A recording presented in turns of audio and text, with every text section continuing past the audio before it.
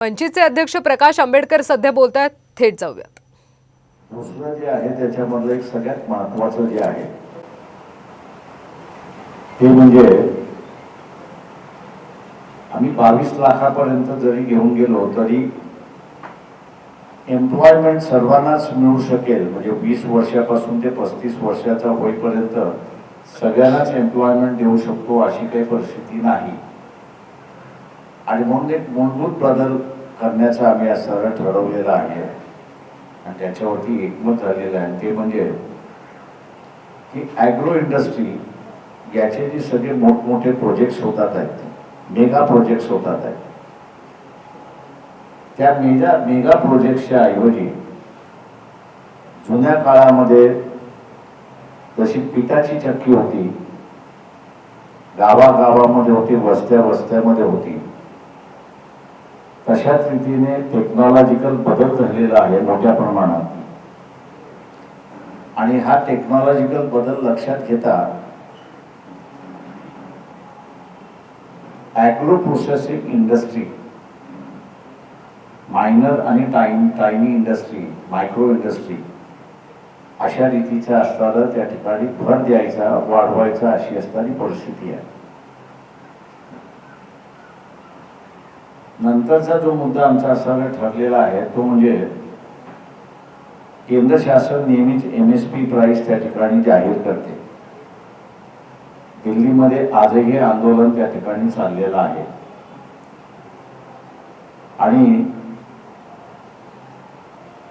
शहरी ग्राहक एका बाजूला आणि ग्रामीण विक्रेता हा दुसरा, शेतकरी हा विक्रेता मी असं म्हणतो, हा दुसऱ्या बाजूला, याला दोन्ही बाजूने लुटल्या जाते अशी असणारी परिस्थिती आहे. एकाला भाव पाडून लुटल्या जातं अशी असणारी परिस्थिती आहे आणि दुसऱ्याला शॉर्टेज करून लुटल्या जातं अशी असणारी परिस्थिती आहे. तर याच्यावरचा असणारा जो तोडगा आहे तो म्हणजे केंद्र शासन जे हमी भाव देतं त्या हमी भावाचा असणारा कायदा हा जर केला तर ग्रामीण भागातल्या भाव पाडून जी लूट होते ती त्याच्यामध्ये असताना थांबेल आणि जो कोणी भाव पाडून हमी भावापेक्षा कमी दराने विकत घेईल त्या कायद्यामध्ये त्याला असताना शिक्षेची तरतूद करायची अशी असणारी परिस्थिती आहे. हमी भाव एकदा असताना त्या ठिकाणी मिळाला की मग शहरी कन्झ्युमर जो आहे तर या शहरी कन्झ्युमरला आपल्याला असताना ते प्रॉडक्ट कितीला मिळालं पाहिजे, कसं मिळालं पाहिजे याचं त्याला डिसाईड करण्याचा असताना अधिकार त्या ठिकाणी येतो आणि म्हणून हा कायदा करण्याचा भाग त्याच्यामधला आहे. तिसरं नंतरचं महत्त्वाचं जे आहे त्याच्यामध्ये की महाराष्ट्रातले असणारे जे महत्वाची पिकं आहेत ती म्हणजे पश्चिम महाराष्ट्रामध्ये ऊसाचं आहे, मराठवाडा, विदर्भ आणि खानदेशचा असणारा काही भाग म्हटला तर तिथे असणारा कापूस आहे, सोयाबीन आहे आणि विदर्भातला वरचा विदर्भ आणि कोकण आपण असताना पाहिलं तर हे तांदळाचं असणारं माहेरघर अशी असणारी परिस्थिती आहे. आणि म्हणून त्याचे भाव हे असणारं आपणच त्या ठिकाणी ठरवलं पाहिजे अशी असणारी परिस्थिती आहे.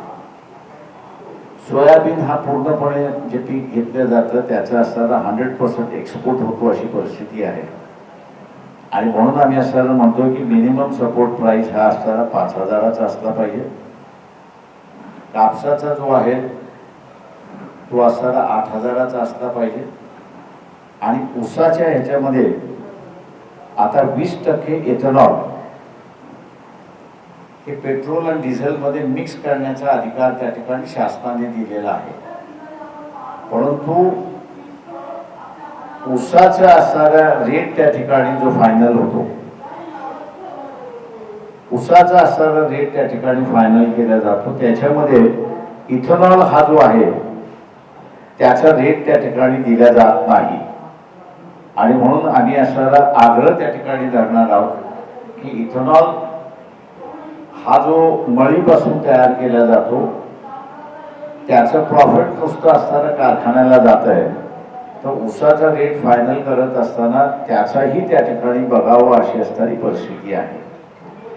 ज्या काही संघटनांशी आम्ही असं बोलतोय त्या मेन मुद्दे त्यांच्याबरोबर बसून जे ठरत आहेत त्याची मी आपल्याला असताना माहिती या ठिकाणी दिलेली आहे आणि 2 तारखेपर्यंत मला वाटतं नेमकं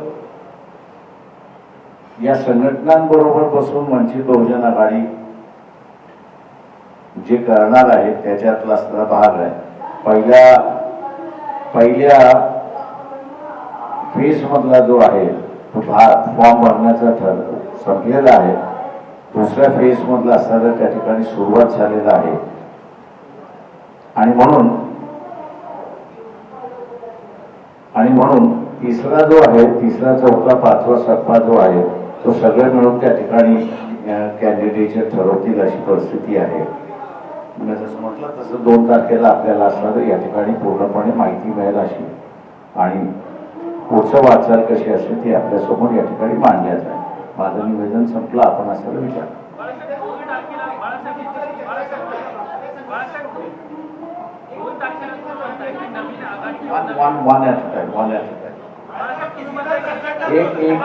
one at a time.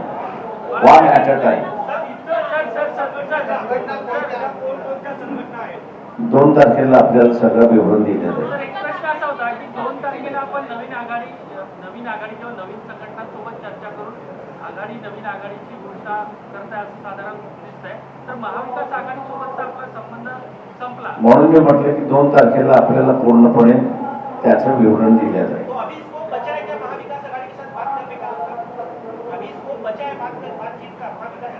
हमने कहा किया है, हमने बंद किया है. हमने कभी कहा नहीं कि हमारी चर्चा बंद हुई. वो तो है, उनकी बैठक चल रही है, हम बैठक में बुला रहे, वो भी आ रहे उसमें. तो ऐसा नहीं है कि एक साइड से है.